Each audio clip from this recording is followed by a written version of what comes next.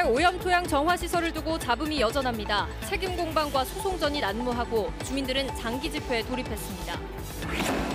새만금 재생에너지 사업을 두고 주변 어민들과 시민단체가 사업계획 수정을 촉구하고 나섰습니다. 사업 본격화를 앞두고 논란이 예상됩니다. 연이은 미투 폭로에 대한체육회가 서둘러 대책을 내놨습니다. 상담 창구를 늘리고 인권 상담사를 두겠다는 건데 현실성이 없다는 지적이 나옵니다. 전북대가 올해도 등록금을 동결하기로 했습니다.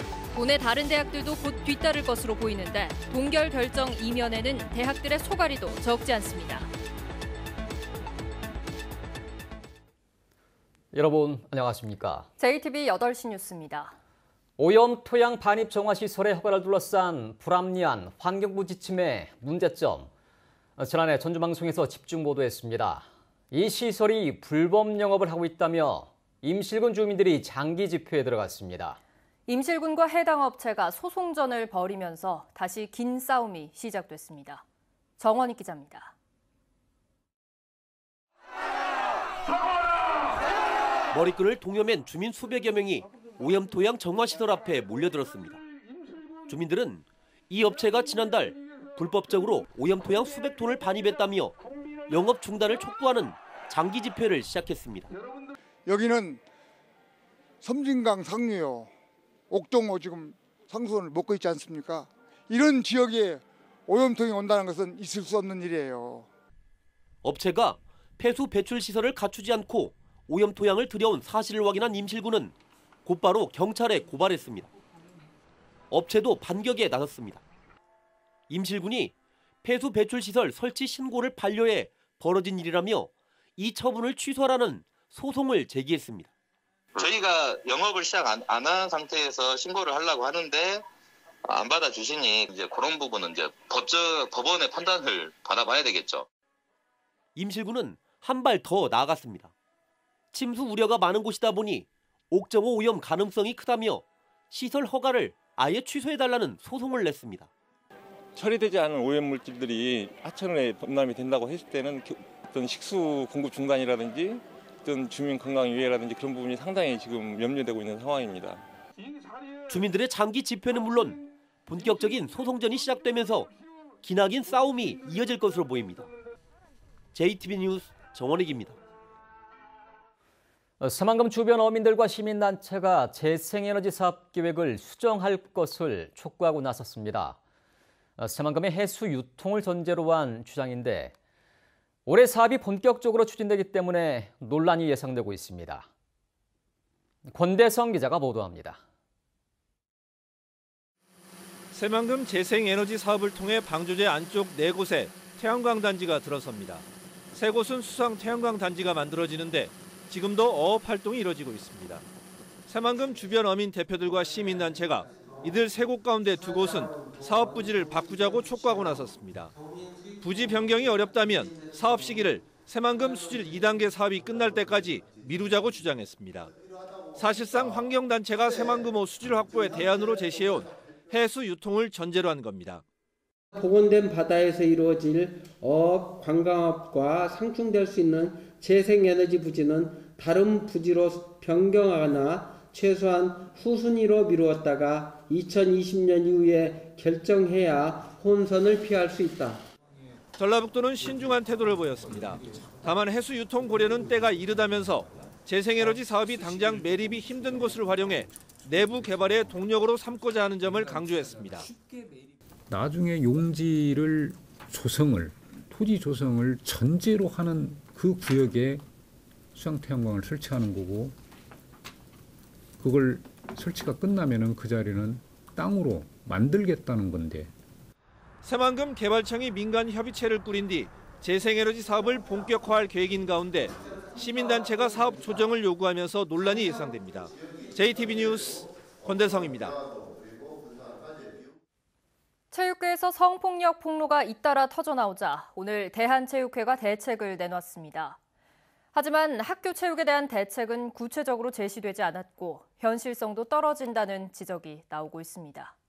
보도에 주혜인 기자입니다. 고등학교 유도 선수 시절 자신의 코치였던 손모 씨에게 성폭행을 당했다고 주장한 신유용 씨. 지난해 3월 성폭행 혐의로 손전 코치를 고소한 뒤 여자 코치와 동료에게 증언을 부탁했지만 도움을 받지 못했습니다. 저는 당연히 이제 그분들이 증언을 해줄 거라고 생각을 했고, 바로 전날에 연락도 절이돼서 증언을 받지 못했습니다. 화도 나고 좀 그랬는데 지금은 이해합니다.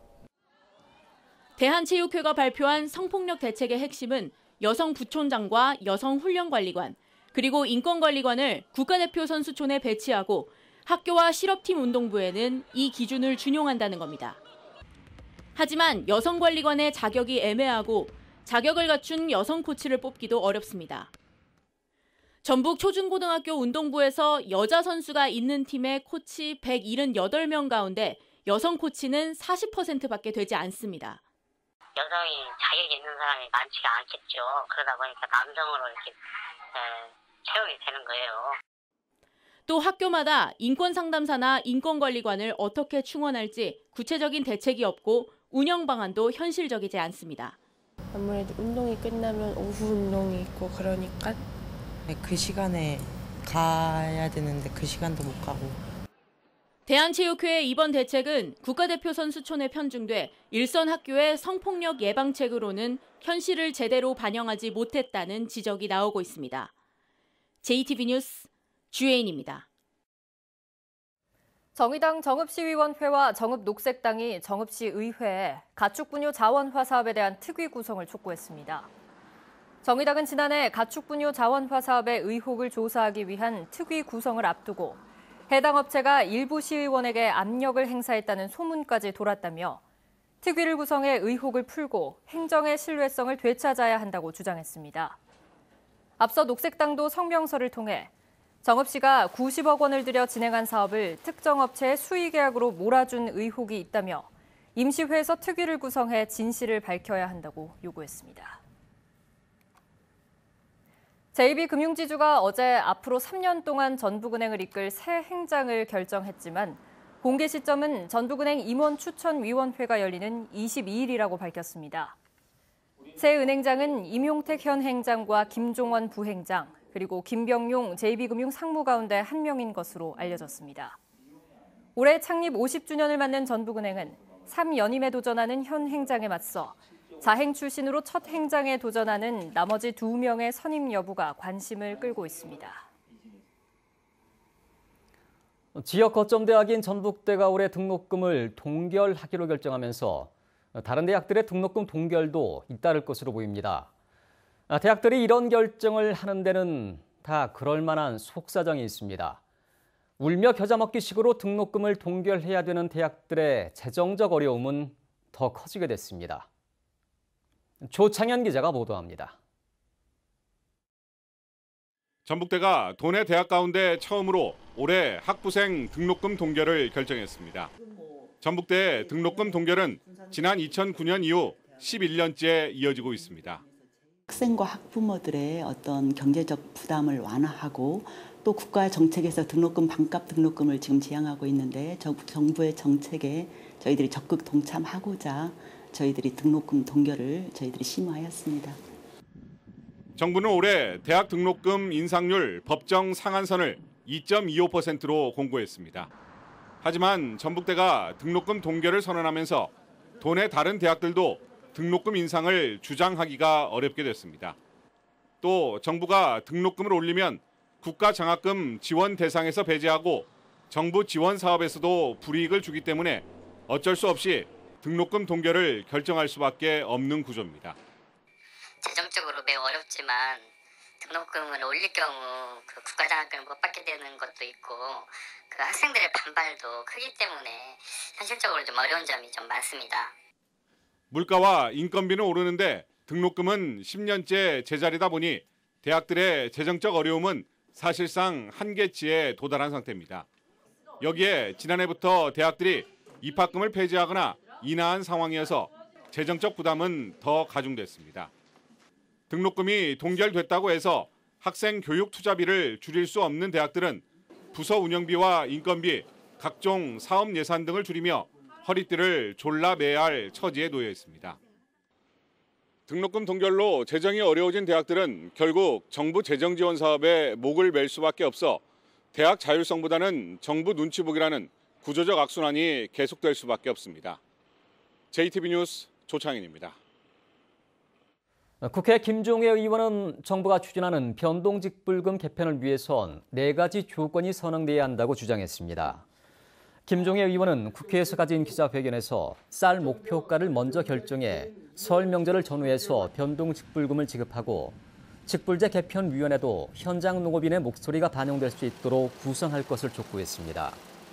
김 의원은 또한 직불제 개편에 앞서 쌀값 보장 대책을 조속히 마련하고 5조 원 이상의 재정 확보 방안을 제시해야 대통령과 정부가 추진하는 공익형 직불제 개편이 성공할 수 있다고 강조했습니다. 전주시와 국방부가 지난달 전주대대 이전 합의각서를 체결함에 따라서 전주대대 이전을 위한 기본 설계 등의 후속 절차가 진행됩니다. 전주시는 사업 시행자인 에코시티가 상반기 안에 기본 설계와 소규모 환경 영향 평가를 실시하고 이전 작업을 위한 사업 계획을 수립할 예정이라고 밝혔습니다. 전주시는 도도동 주민들을 대상으로 전주대대 이전에 따른 수건 사업을 본격적으로 협의할 계획이라고 설명했습니다. 전주를 찾은 국가균형발전위원장이 금융다거점을 나쁘지 않다고 언급하면서 전북금융도시 조성에 찬성의 뜻을 밝혔습니다. 또 전주에 금융기업과 자산이 와야 한다고 강조했습니다. 김철 기자입니다. 송재호 국가균형발전위원장이 전북혁신도시 공공기관 정책포럼의 첫 발제자로 전주를 찾았습니다. 송 위원장은 최근 부산 지역에서 전북 금융중심지 조성을 반대하고 있지만 부산은 해양금융 중심으로 전북은 연기금 중심으로 가면 된다며 금융다거점을 긍정적으로 평가했습니다. 부산은 부산대로 가는 거고요. 이게 새로운 산업시대의 금융자산이 가지고 있는 이 잠재력 효과가 매우 크기 때문에 저는 다거점을 갖는 게 결코 나쁘지 않다라고 저는 생각을 합니다. 송 위원장은 또 혁신도시 발전재단을 신설해 전국 혁신도시마다 기업 100개씩을 유치하겠다고 말했습니다. 그러면서 전북에 금융기업과 금융자산을 끌어올 것이라고 덧붙였습니다. 국민연금과 관련된 금융기업 또 이 금융자산들이 와주는 거죠. 이제 이 국민연금의 흡입력으로. 송 위원장의 발언에 힘을 얻은 공단은 다음 달 전주에서 국가균형발전위와 함께 전북 금융중심지 조성과 관련된 토론회를 열 예정입니다. 또 국민연금공단과 한국국토정보공사, 농촌진흥청과 한국전기안전공사, 그리고 한국출판문화산업진흥원이 매달 한 차례씩 정책 포럼을 열어 전북 혁신도시 발전을 이끌기로 했습니다.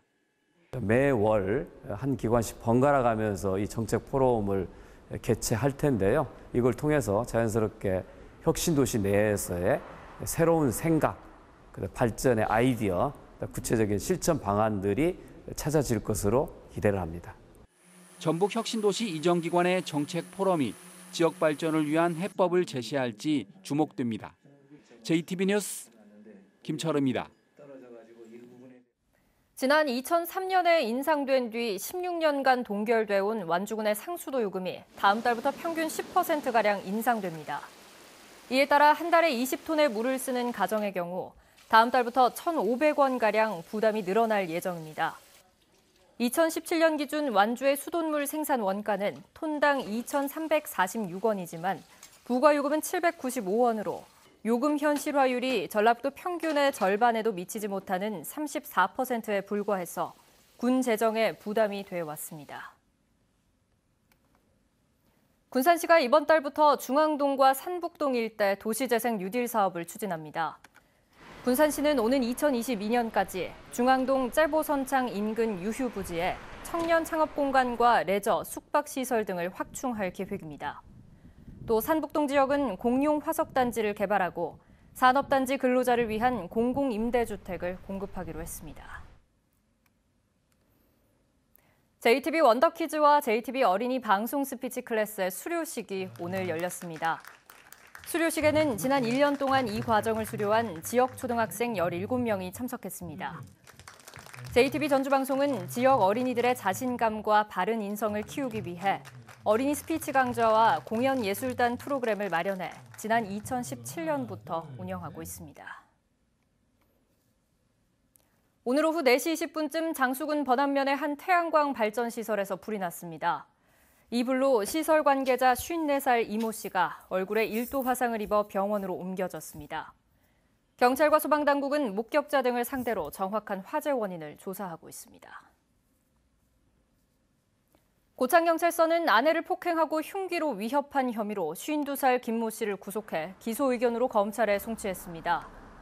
김 씨는 지난 10일 고창군 자택에서 아내가 교통사고를 낸 자신에게 핀잔을 준다는 이유로 밀치고 흉기로 위협한 혐의를 받고 있습니다. 익산경찰서는 야간에 상가를 돌며 금품을 훔친 혐의로 사는 곳이 일정치 않은 41살 김모 씨를 구속했습니다.